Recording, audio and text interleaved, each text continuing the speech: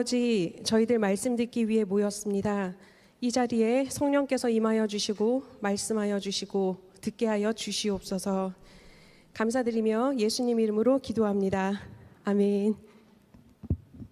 사순절을 지나가고 있죠. 사순절은 이제 감사합니다. 예수님의 고난을 묵상하는 주간이기도 하지만 그 고난의 의미에는 사실 사랑이 있잖아요. 사랑을 묵상하는 주간이 고난 주간이다라고 생각하는데요. 마이크 불편하신가요 혹시? 제가 이렇게 되고 있으면? 감사해요. 제가 저번에 수요 예배 때 들고 했는데 팔이 너무 아프더라고요. 바꾸면 되는데 못 바꿔가지고 그죠? 마이크 세우고 할게요. 그래서 옆 사람하고 인사했으면 좋겠는데 그 예수님의 참된 사랑의 눈으로 옆 사람을 쳐다보시면서 사랑합니다 같이 고백했으면 좋겠습니다. 사랑합니다. 사랑합니다. 사랑한다는 말은 참 좋죠. 그죠? 네, 좋은 것 같아요. 저도 지금 예배 올라오면서 그 또 한 어린 영혼으로 인해서 너무 기쁜 거예요. 한 2주 전에 이제 간만에 영유아 유치부가 열었잖아요. 그래서 제가 한 바퀴 쭉 돌아보고 있는데 유치부 다니는 친구지만 나이는 사실 유아부 친구거든요. 그 친구가 저를 딱 쳐다보더니 박미라 목사님이다! 그러고 막 뛰어와서 안기는 거예요. 너무 행복했죠. 근데 그 친구가 또 오늘 와서 제 에너지가 또 살짝 올라온 상태입니다. 어쨌든 자, 우리 오늘 같이 나눌 말씀은 신약성경이에요. 신약성경 마태복음 11장 16절에서 19절까지입니다. 제가 가지고 있는 성경으로는 17면에 있습니다. 마태복음 11장 16절에서 19절 말씀입니다. 다 찾으셨으면 우리 한 목소리로 같이 읽도록 하겠습니다. 시작. 이 세대를 무엇으로 비유할까? 비유하건대 아이들이 장터에 앉아 제 동물을 불러 이르되 우리가 너희를 향하여 피리를 불어도 너희가 춤추지 않고 우리가 슬피 울어도 너희가 가슴을 치지 아니하였다 함과 같도다. 요한이 와서 먹지도 않고 마시지도 아니하매 그들이 말하기를 귀신이 들렸다 하더니 인자가 와서 먹고 마심에 말하기를 보라 먹기를 탐하고 포도주를 즐기는 사람이요 세리와 죄인의 친구로다 하니 지혜는 그 행한 일로 인하여 옳다함을 얻느니라. 아멘. 요즘에 그 경이로운 일들이 벌어지고 있는데 혹시 알고 계세요? 봄이 왔잖아요. 목련 피는 거 보셨어요? 아직 못 보셨나요? 콘크리트랑 자동차랑 뭐 그런 것만 너무 보지 마시고 하늘을 조금 쳐다보셨으면 좋겠는데 목련이 피고 있어요. 그리고 또 한 가지가 뭐냐면 우와 나뭇가지 있잖아요. 나뭇가지의 색깔이 약간 그 핑크빛으로 돌고 있어요. 이제 새싹이 나려고 준비하고 있는 거잖아요. 사순절의 의미하고 참 맞아떨어진다. 하나님이 참 기가 막히시다라는 생각을 하는 이유가 뭐냐면 예수님께서 하늘의 미랄로 이 땅에 떨어지셔서 새로운 생명을 싹트게 하는 기간이 사순절 기간이잖아요. 그 기간에 맞춰서 하나님께서 우리에게 봄을 주셨구나라는 생각이 듭니다. 콘크리트만 보면 딱딱해져요. 마음이. 하늘도 쳐다보시고 목련도 보시고 어머 목련아 너 이제 작년에 봤는데 또 올해도 왔네 반갑다 잘 지냈냐 이렇게 인사를 하다 보면 우리의 심령도 촉촉해지지 않을까 생각이 됩니다. 오늘 돌아가시면서 그 옆에 분들과 수다도 떠시고 목련도 쳐다보시고 그러시기를 축복합니다. 오늘 말씀은 이제 신약 성경에서 두 군데에서 이야기를 하고 있죠. 그러니까 오늘 말씀이 두 군데 나오는데 마태복음이랑 누가복음에 나와요. 마태복음이랑 누가복음에 나오는데 이 말씀을 가지고 제가 어떤 이야기를 하고 싶으냐면 이 세대를 어떻게 살아야 될까? 우리가 그리스도인으로서 그처럼 살아야 된다라는 주제를 가지고 말씀을 나누고자 합니다. 우리가 읽었던 것처럼 오늘 본문 말씀은 뭐라고 얘기를 하냐면 이 세대를 무엇으로 비유할까라고 시작을 하고 있거든요. 어떤 것에 비유를 하느냐 예수님께서 친절하게 뒤에 어떤 세대인지에 대해서 말씀하고 계시잖아요. 피리를 불어도 어떻게 하지 않는다? 간만에 제가 강대상에 서서 제가 질문하는 그 목사라는 걸 또 까먹으셨군요. 그죠? 전 질문하는 사람이잖아요. 네, 피리를 불어도 춤을 추지 않고 그죠? 애곡하여도 슬피 울어도 가슴을 치지 않는 세대다라고 이야기를 하고 있어요. 혹시 그 어린 영혼들이 이 집에 있는 분들 계시죠? 저한테도 이제 조카 한 분이 계세요. 딱 한 분이 계신데 올해 이제 14살 되신 분이세요. 이분은 눈을 딱 뜨잖아요, 아침에. 물론 이제 따로 살기 때문에 제가 자주 보지는 못하지만 같이 있는 동안에도 이분을 보면 어떤 느낌이 드냐면 눈을 딱 뜨자마자부터 너무 해피한 거예요. 우와, 고모, 세상이 너무 즐겁지 않아? 고모, 세상이 참 경이로워. 이러고 돌아다녀요. 제가 물어봤죠. 참비라, 그래, 세상이 참 경이롭고 즐거운데 너는 뭐가 그렇게 즐겁고 경이롭니? 그냥 이게 아이들의 습성이잖아요. 그런데 오늘 본문에 나오는 어린아이는 어떠냐? 피리를 불어도 춤도 추지 않고 가슴을 치고 애곡을 하여도 울지 않는다라고 얘기를 하는 거예요.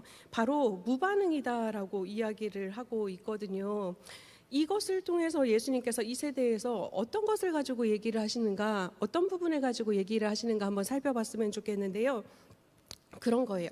아이들이 장터에 모여 있는 거죠. 모여서 한 아이가 그런 거예요. 야야야야, 내가 피리 불게. 그러면 너는 춤을 춰.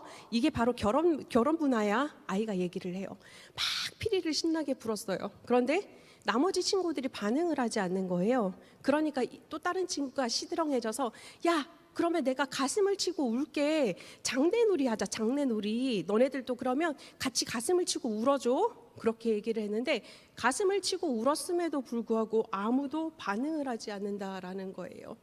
예수님은 왜 이 이야기를 하셨을까? 바로 이 세대를 표현하실 때의 첫 번째 원칙이 무엇이었냐면 이 어린아이와 같은 자기 중심성이 많은 세대가 바로 이 세대다라고 이야기를 하는 거예요. 피리를 부는 건 자기 마음이죠, 사실. 그죠? 자기 마음이지만 피리를 불었을 때 야, 네가 반응을 해라고 하는 게 맞을까요? 안 맞을까요? 그 친구는 피리 불었을 때 춤 안 추고 싶을 수 있잖아요. 그런데 그런 생각을 하지 못하는 거예요. 바로 이 세대가 그런 세대다라고 얘기를 하는 거예요. 나는 애곡을 하고 장내놀이를 하고 싶지만 상대방은 그렇게 하고 싶지 않을 수도 있는데 그것을 생각하지 못하는 세대가 바로 이 시대다라고 얘기를 하는 거예요. 저번 주 금요일 토요일 날 저희가 성경학교 했었죠. 제가 이제 그 조증의 상태에서 영상 찍은 거 보셨죠? 그때 찍었던 것처럼 뉴코스에서 제가 앉아 있었거든요. 그러니까 당연히 영화부, 유아부 선생님들이 오셔서 봉사해 주셨는데 금요일 날 이제 영화부 선생님 중에 젊은 엄마 선생님이 오셨어요. 그 자기의 아이를 데리고 오셨단 말이에요. 이분이 어린이집을 가기 싫대요. 그래서 따라오셨는데 제가 그분을 만난 첫 번째 만남은 언제였냐면 부임해 봤더니 엄마 뱃속에서 계시더라고요. 그러니까 엄마 뱃속에서 있어서 제가 배 위에 손을 얹고 기도해주고 그랬던 분인데 퇴원하셨어요. 그래서 100일이 지나서 또 이제 오셨어요. 엄마도 아빠도 교사라서 제가 경건회를 하거나 회의를 하면 그분이 저기 테이블 끝에 앉아서 가만히 저를 쳐다보고 빵긋빵긋 웃어주던 분이셨거든요. 그런데 이분이 말씀을 하시고 걸어다니시고 뛰어다니시고 목사님 막 이런다는 거죠. 이 친구가 너무 심심하대요. 그러니까 우리 그 영화부 권사님께서 야, 그러면 우리 잡기놀이 하자. 그리고 조회 카페를 뛰기 시작하시는 거예요. 그러니까 제가 약간 죄책감이 있었어요. 권사님이 뛰시네. 근데 권사님이 한참 뛰시더니 아고 못 뛰겠다. 그러고 앉으신 거예요. 개 중에 보니 제가 젊어요. 선생님들 중에 내가 뛰어야 되겠구나. 그래서 제가 그랬어요. 누구야 목사님이랑 그러면 잡기놀이 할까? 그리고 이제 조회 카페를 뛰어다녔어요. 뭐 얼마나 뛰었겠어요. 5살짜리 애인데 사실 설렁설렁 우와 사자가 간다 오흥 잡아먹어야지 뭐 이런 거 하고 놀았거든요. 그러니까 꼭꼭 숨어라 어디까지 뭐 머리카락 보인다 뭐 이러면 이제 그 조회 카페 그 카페에서 놀고 그랬단 말이에요. 그런데요. 10바퀴를 뛰고 나니까 죽겠는 거예요. 그래서 제가 앉았어요. 누구야 목사님이 너무 피곤해서 좀 쉬어야 될 것 같아 기다려줘. 그랬더니 되게 착해요. 알았어. 그러더니 저한테 딱딱딱딱 오더니 목사님 찬물 마시면 기운이 솟아 그러는 거예요. 뜬금없이. 그러더니 자기 물통에 물을 담아 온 거예요. 저기 정수기 가서 물을 담아 오더니 마셔 그러는 거예요. 그래서 제가 한 모금을 마셨어요. 아이 성의가 있었으니까 한 모금을 마셨는데 마시고 나서도 사실 제가 뭐 에너지가 돌겠어요? 시원하다 그랬더니 아니야 목사님 다 마셔야 돼. 그래서 그걸 끝까지 다 마셨어요. 그랬더니 그 친구가 잔을 딱 내려놓은과 동시에 목사님 이제 힘이 생겼지? 생각하지 말고 출발해. 나 잡기 해. 와. 제가 또 그렇게 뛰었어요. 그 조회 카페를 제 생각에 한 40바퀴에서 50바퀴 뛴 것 같아요. 뭐 심하게 뛰지 않았어요. 설설 뛰었는데 그리고 나니까 제 상태가 이제 안 좋아진 거죠. 체력이 고갈이 된 거예요. 손이 떨리기 시작하고 어지럽기 시작하더라고요. 일을 어쩌나 생각하다가 때마침 상담 시간이 돼서 누구누구야 안녕 목사님 상담하러 가야 돼서 이제 넘어가야 되네 그리고 이제 인사를 하고 돌아왔는데 죽겠더라고요. 그렇게 뛰고 나서 주일까지 힘들었었거든요. 그 아이는 그렇게 생각한 거예요. 5살 된 아이의 머릿속에는 그래 내가 놀이터에서 실컷 놀고 지치면 찬물 한 모금 마시니까 나는 힘이 났어. 그럼 우리 목사님도 힘이 나겠지. 나는 잡기놀이를 너무 좋아해. 사자가 어흥 어흥 하고 다니는 것도 너무 좋아하고 막 기린이 우 이러고 돌아다니는 것도 좋아하니까 우리 목사님도 그걸 좋아하겠지? 그러고 저한테 하자고 한 거였잖아요. 그게 바로 아이의 중심성인 거예요. 그런데 이 아이 같은 경우는 제가 사랑하는 아이고 제가 너무 좋아하고 체력만 고갈되지 않았으면 하루 종일 뛰어다녀도 제가 너무 행복했을 건데 예수님께서 말씀하시던 이 세대에서는 그런 상태는 아니었다라는 거예요. 아이든 어른이든 상관없이 하나님을 만날 때나 아니면 사람들을 만날 때 어떻게 했느냐, 하나님께서 이미 말씀하고 계심에도 불구하고 그 말씀을 듣는 것이 아니라 내가 원하는 방식대로 하나님을 예배하고 사람들을 대했다라고 이야기를 하고 있는 거예요. 예수님께서 어린아이의 비유를 통해서 이 세대를 진단한 첫 번째 이야기가 바로 그거인 거죠. 두 번째는 어떤 진단을 하셨냐면 감동이 없는 세대를 이야기한 거예요. 감동이 없다, 공감이 없다, 그 다음에 이제 감흥이 없다라는 이야기는 어떻게 이야기할 수 있냐면 관심이 없다라고 표현을 할 수 있는 거예요. 본문에 보면 그래요. 피리를 불었을 때 춤을 안 추는 건 자유죠. 그러나 너무 즐거워하면 같이 쳐줄 수도 있잖아요. 그리고 우리도 막 요즘에 제가 트로트 그거를 잘 못 봐서 정 누구 해서 우리 정우필 목사님이 그 트로트 부르셨잖아요. 한번 나오셔서 제가 예배 드리는데 제 주변에 있는 권사님 집사님들이 눈물을 글썽이면서 감동적이다 이렇게 좋을 수가 막 이러시는 거예요. 저도 뭐 그날 들으니까 너무 좋더라고요. 뭐 제가 좋아하거나 뭐 들어본 경험도 없는데 말이죠. 사람이라는 것이 사실 그렇잖아요. 내가 살아 있으면 누군가가 즐거워하고 누군가가 슬퍼하면 왜 그러지? 관심이 가게 되고 뭐 내가 아는 사람이면 가까이 가게 되고 그런 모습을 보이잖아요. 그런데 이 세대에 있는 이 아이들은 그렇지 않았다라는 이야기인 거예요.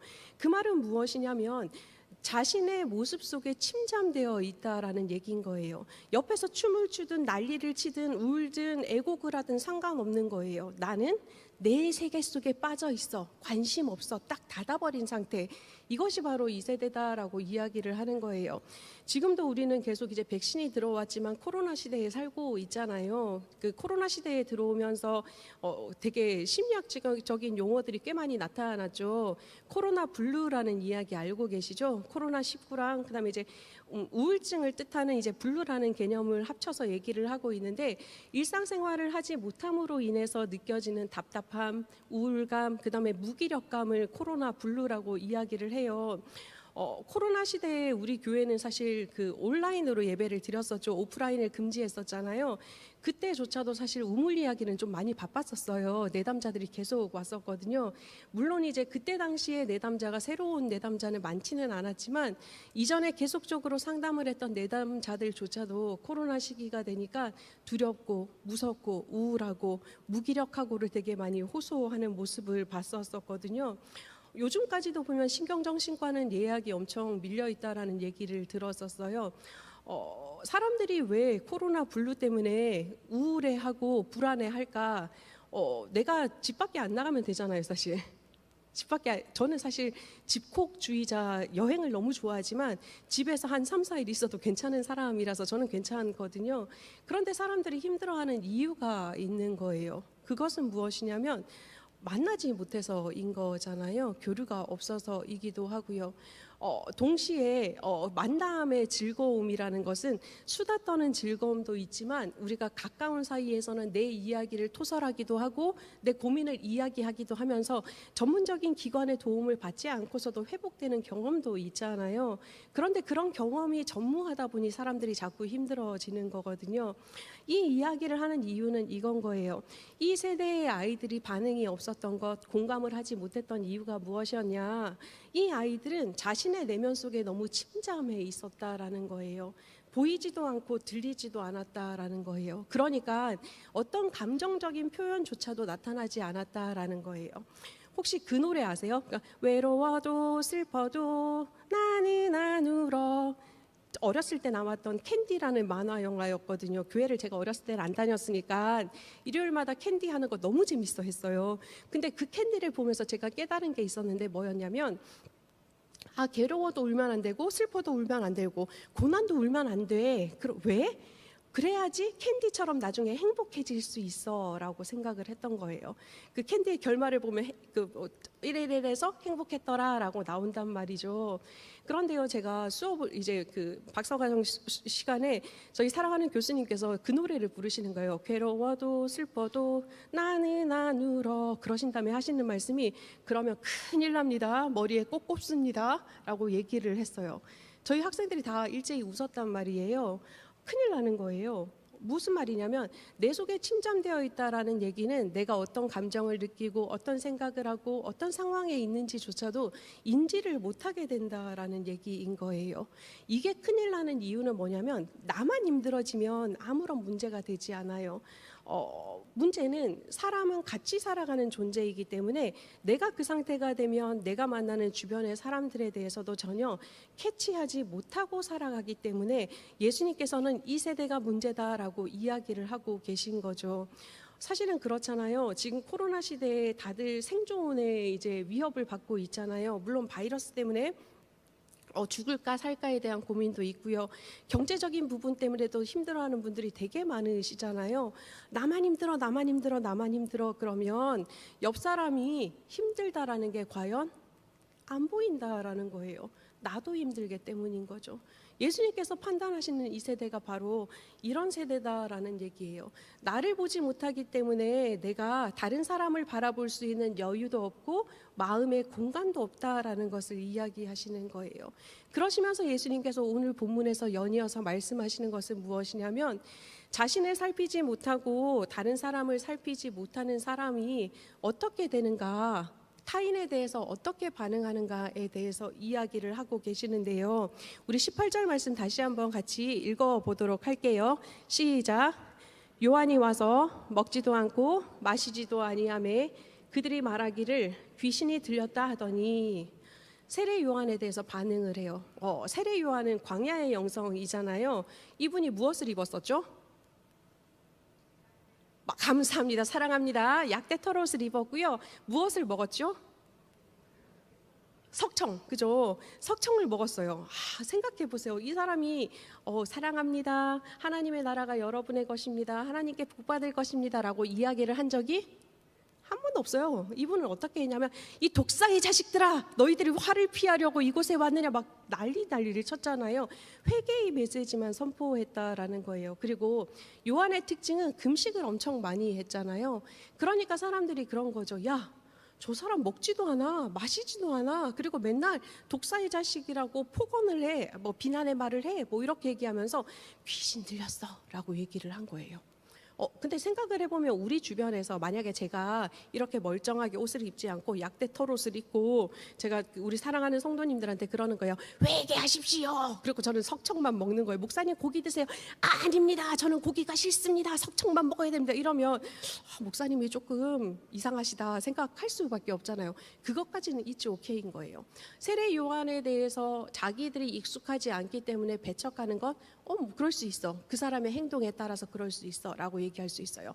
그런데 또 다른 반응이 한 가지 있는 거예요. 19절 말씀인데요. 제가 되게 좋아하는 말씀이거든요. 우리 같이 한번 한 목소리로 읽어보겠습니다. 시작.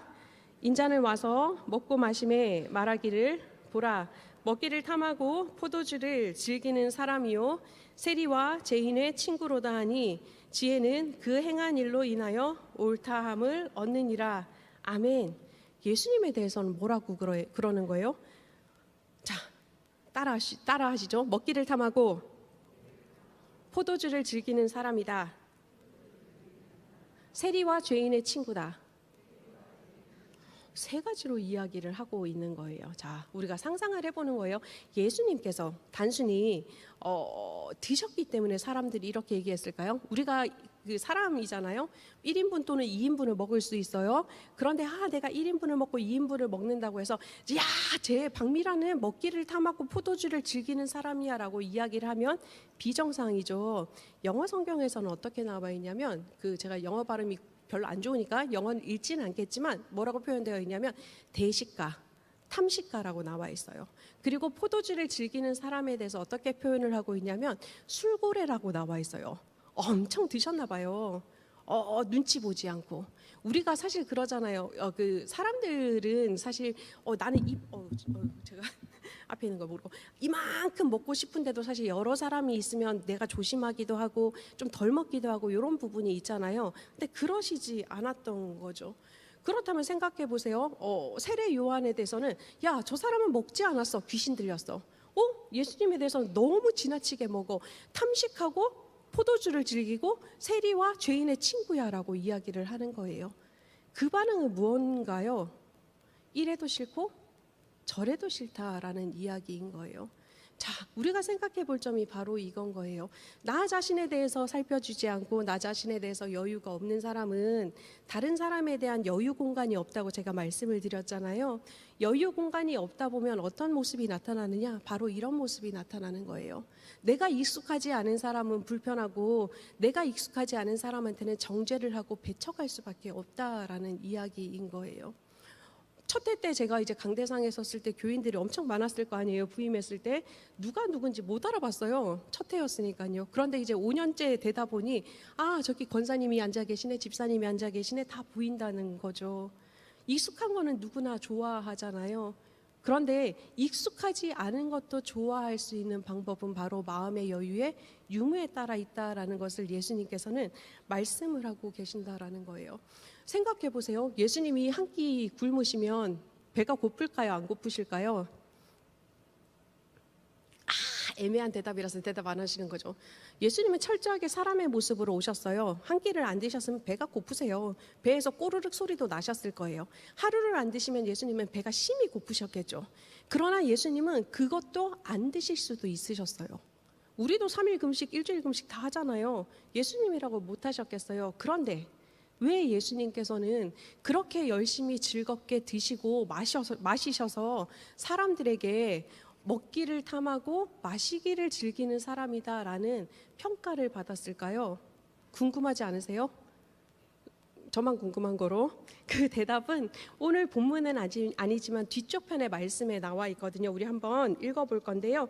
마태복음 11장 28절에서 30절까지 말씀이에요.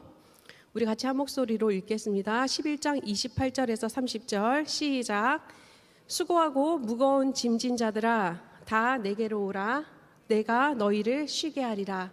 나는 마음이 온유하고 겸손하니 나의 멍에를 메고 내게 배우라.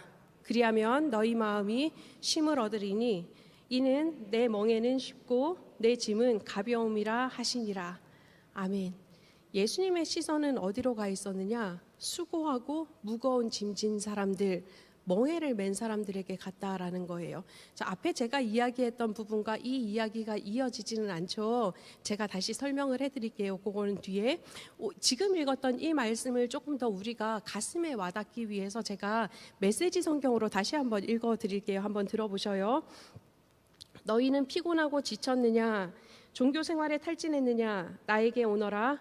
나와 함께 길을 나서면 너희 삶은 회복될 것이다. 내가 너희에게 제대로 쉬는 법을 가르쳐 주겠다. 나와 함께 걷고 나와 함께 일하여라. 내가 어떻게 하는지 잘 보아라. 자연스러운 은혜의 리듬을 배워라. 나는 너희에게 무겁거나 맞지 않는 짐을 지우지 않는다. 나와 함께 있으면 자유롭고 가볍게 사는 법을 배울 것이다. 아멘. 되게 감동적이죠. 예수님의 시선은 멍에를 맨 사람, 수고하고 무거운 짐진 사람들한테 가 있었다라는 거예요. 되돌이켜서 봤을 때 우리가 예수님이 살았던 시대를 생각을 해보면 엄청난 율법과 규례를 지키면서 사람들이 살아가야 했었죠. 왜냐? 거기에서 어기면 벌을 받기도 하고 때로는 그 공동체에서 쫓겨나기도 했기 때문인 거예요. 예수님의 시선이 머물렀던 곳은 나는 율법을 잘 지켜요, 나는 규례를 잘 지켜요, 아무런 문제가 없어요 라고 하는 사람한테 있는 것이 아니라 내가 규례 하나라도 어길까 봐 벌벌 떨고 눈치 보고 있는, 내가 율법을 잘못 해석해서 실수할까 봐 두려워하고 있는, 하나님에 대해서는 제대로 듣지도 못했던 이 백성에게 시선이 갔기 때문인 거예요. 내가 이렇게 살지 않으면 하나님 나라 구원 얻지 못할까 봐 두려워하는 사람들에게요. 이들에게 시선이 가 있었기 때문에 예수님은 19절처럼 살아갔던 거예요. 생각해 보세요. 복음서는 되게 스토리가 많잖아요. 복음서는 다들 좋아하시죠. 우리 성경 일독을 하면 창세기부터 해서 창세기를 잘 못 끝내시잖아요.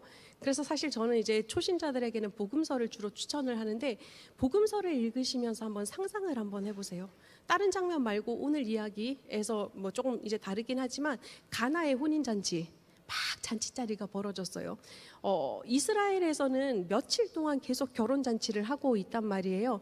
먹고 마시고 사람들은 춤을 추고 노래를 하고 그러고 있을 거 아니에요. 그죠? 그 자리에 예수님이 계셨어요. 어떤 모습이셨을까요? 1번, 구석에 앉아서 가만히 쳐다보고 있다. 뭐 하나 보자. 2번, 나도 같이 먹고 마신다. 어떤 것이었을까요? 2번이셨을 거예요. 예수님께서도 그 자리에서 같이 즐거워하시고 같이 포도주도 마시시고 같이 춤도 추시고 노래도 하시고, 우와 새로 시작하는 신랑 신부 축하합니다 우 이런 것도 하셨을 것 같거든요. 막 웃으시면서 정말 축복하는 마음으로요. 예수님이 그런 분이시다라는 이야기인 거예요. 나사로의 죽음 앞에서 예수님이 돌아가셨어요, 빨리 와주세요 라고 얘기했을 때 빨리 안 가셨죠. 그죠? 3일이 지난 뒤에 가셨단 말이에요. 가셨는데 한번 내 기적을 봐라 그 마음도 있으셨겠지만, 나사로의 죽음 앞에서 슬퍼하는 마리아와 그 다음에 유대 민족들을 바라보시고 예수님이 어떻게 했다라고 나와 있냐면, 성경에는 비통해 했다라고 얘기가 나와 있고요, 민망히 여기셨다라고 나와 있어요. 같이 슬퍼하셨다라는 거예요. 내가 사랑하는 내 지체 나사로가 죽었구나. 그래서 저 가족들이 슬퍼하는구나. 나도 슬프다라고 이야기를 하셨던 거예요. 기뻐하고 슬퍼하고. 우리 예수님이 또 성질 내신 적도 있으시잖아요. 성전에서 물건 파는 사람들, 으악 하나님의 성전을 강도의 소굴로 만드느냐 다 뒤집어 엎으셨거든요. 예수님이 왜 그렇게 사신 줄 아세요? 딱 한 가지인 거예요. 하나님에 대해서 정확하게 알지 못하는 이스라엘 백성들에게 이렇게 살아도 괜찮다라는 이야기를 해주고 있는 거예요. 눈치를 보고 살아가고 그 다음에 하나님에 대해서 이럴까 저럴까 율법에 얽매여서 규례에 얽매여서 살아갈 필요 없이 먹고 싶을 때 먹고, 그 다음에 놀고 싶을 때 놀고, 화내고 싶을 때 화내고, 슬플 때 슬퍼할 줄 아는 것, 그렇게 살아야지 편안하게 하나님의 나라가 온다라는 것을 직접 보여주기 위함이었던 거예요. 율법에 얽매여 규례에 얽매여 어찌할 바 모르는 그 백성들의 그 바라보시면서 그 긍휼함 때문에 예수님께서는 본인이 직접 잔치자리에서 먹고 마시고 친구들을 하고 이야기하시고 그런 모습을 보여주셨다라는 거예요. 이 시점에서 제가 살짝 걱정되는 것은, 그래 목사님이 설교하시면서 우리가 희노애락을 다 표출해도 돼 라고 얘기를 하셨어. 좋았어. 남편이 나한테 오늘 거슬려요. 으악 당신 이러면 이렇게 하시면 큰일 나세요. 표출의 문제는 다른 문제인 거예요. 내가 가지고 있는 감정을 느끼는 것과 표출하는 것은 다른 문제인 거예요. 어떤 사람이 길을 가요. 길을 가는데 저를 툭 쳤어요. 제가 기분이 나쁜 게 맞을까요? 안 맞을까요? 맞아요. 그렇다고 해서 제가 그 사람을 불러 세워서 야 이 사람아 눈이 어디로 달려있어 나를 치고 뭐 이럴 필요는 없잖아요. 차이가 있다라는 것을 기억하셔야 되는 거예요. 예수님께서 말씀하시는 거는 심리적인 자유에 대해서 이야기를 하고 있는 거예요. 이러지도 못하고 저러지도 못하고 꼼짝달싹 못하게 얽매여 있는 이 이스라엘 백성들에게 하나님의 나라가 어떤 것인가, 얽매여 있는 것이 아니라 진짜 우리가 삶으로서 살아가는 그것이 바로 하나님의 나라이고, 그 속에서 하나님을 찾았을 때 진정한 하나님의 나라를 살아갈 수 있다라는 것을 알려주시기 위해서 예수님께서는 19절의 말씀처럼 먹기를 탐하고 포도주를 즐기며 세리와 죄인의 친구로 살아가셨다라는 이야기인 거예요. 오늘 본문 말씀은 제가 아까 말씀드린 것처럼 참 요즘 세대 같죠. 누가 피리를 불어도 아이고 피리 부는가 보다, 누가 울어도 에이고 우는가 보다라는 세대이죠. 내 문제에 침잠하다 보니 자연스럽게 주변에 대해서는 문이 닫혀버리고 귀가 닫혀버리는 세대이죠. 며칠 전에 제가 참 놀라운 기사 하나를 읽었거든요. 화면 한 번만 보여주시겠어요? 첫 번째 사진이요, 슬기 간사님. 저만 안 보이는군요. 보이시죠? 미얀마 지금 군부 유혈 사태 일어나고 있는 거 알고 계시죠? 뉴스로서 들으셨죠? 미얀마에서 군부들이 사람들을 이제 총으로 위협하고 일반인들까지 어린이들까지 다치게 한다라고 이야기를 접했어요. 그런데 이 수녀님의 사진이 나오더라고요. 그러니까 저는 무슨 사진인가 궁금했어요. 이 옆에 어떤 사진이 있었냐면 어린아이조차 새총으로 공격한 미얀마 군부 이렇게 떴단 말이에요. 그래서 수녀님도 겁이 나셨나 보다라고 했어요. 그 다음 사진 한번 보여주시겠어요? 그런데요, 이 수녀님이 경찰관들 앞에서 엎드려서 기도하고 있어요. 이분은 그 미얀마의 이제 안나 수녀님이라고 하더라고요. 안나라는 수녀님이신데 원래는 뭐 여기서 적극적으로 동참을 하고 있지는 않았대요. 그런데 이 사진이 찍힌 이날 또 총성이 일어나고 많은 사람들이 죽어가고 막 다치는 소리가 들려서 수녀님이 뛰어나가서 기도를 했대요. 하나님, 어린 생명들은 보호해 주시고 이 생명을 데려가 주세요. 기도하시고 앞에 있는 경찰들에게 그렇게 요구를 했대요. 젊은이들의 생명을 앗아가지 말고 차라리 나에게 총을 쏘라고. 그런데 그 경찰관들조차도 사실은 젊은이들이다 보니 감동을 받고 같이 울면서 이 자리에서 유혈 사태는 끝나고요. 당시에 다쳤던 분들 이제 그 수녀원으로 모셔서 치료도 해주고 병원으로 옮겼다라는 이야기를 들었었거든요. 이 수녀님께서 행하셨던 일들은 종교를 초월해서 참 많은 사람들이 감동적입니다라는 댓글을 달게 했더라고요. 이 안나라는 수녀님께서 이렇게 행할 수 있었던 이유가 무엇이었을까? 타인에 대한 관심인 거죠. 본인이 가지고 있는 신앙을 기초하여서 나를 살펴보고 혹시 본인도 사실 나가서 죽을 수도 있잖아요. 그럼에도 불구하고 나뿐만 아니라 밖에서 고통당하고 신음하고 있는 그 사람들의 신음소리가 이 수녀님의 귀에는 들려서 본인이 아무것도 보지 않고 나갔다라는 이야기인 거죠.